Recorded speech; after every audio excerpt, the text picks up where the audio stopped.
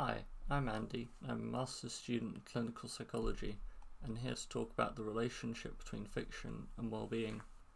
While the origin of fiction are debated, its primary meaning is broadly shared between cultures as the act of creating and the use of imagination. The oldest and likely still most common form of fiction is oration, straight from the mind of the storyteller out into the world. As the human capacity to create is often stronger than its capacity to remember, stories that may have once been retellings of real events became works of fiction that captivated those who listened, giving them comfort in a world they barely comprehended. Fast forward to today, and fiction is prolific in different forms, from books and comics, to television and movies, to video games, representing life in all its complexities and possibilities. This representation of possibilities can provide three aspects key to well-being, being understanding, escapism, and permission. When looking at mental health, understanding is often the most important step to managing and improving well-being. A good story can tell you something about yourself, and a story with a character who resembles you can go a long way to explaining aspects that may have been invisible to yourself or those around you.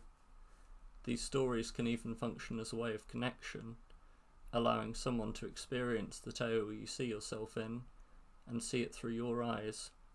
This understanding, whether shared or individual, can help lead to a better path than the one you were able to see without it. This interpretation of characters and their relation to yourself can be used as a way of highlighting the issues you are going through or your thought processes, or by giving a name or image of an aspect that was previously unclear. Sometimes the understanding is there, but the environment you're in isn't healthy or supportive, or simply becomes too much.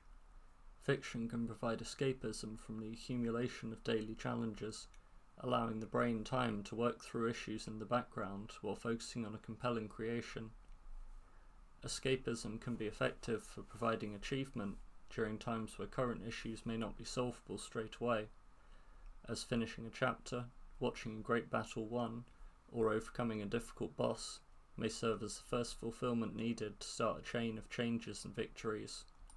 Being able to mentally and emotionally leave an environment causing issues, even if physical removal is impossible, can allow it to be observed from a new perspective, or to come back unburdened from the accumulation and weighing down of previous challenges.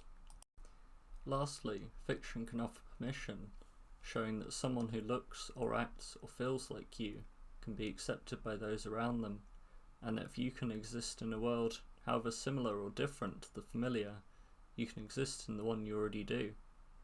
This acceptance is where fiction and well-being most intersect, giving you a place where you can be appreciated, and more importantly show you can have precisely what you may not believe yourself allowed to.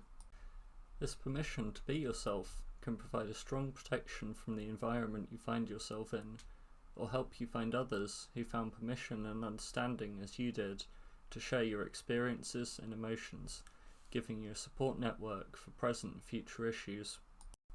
My advice here is not to neglect the importance of fiction, as the answers and experiences found in other worlds, and the community found from those who find comfort in those worlds just the same, can help answer the questions and overcome the challenges of this one.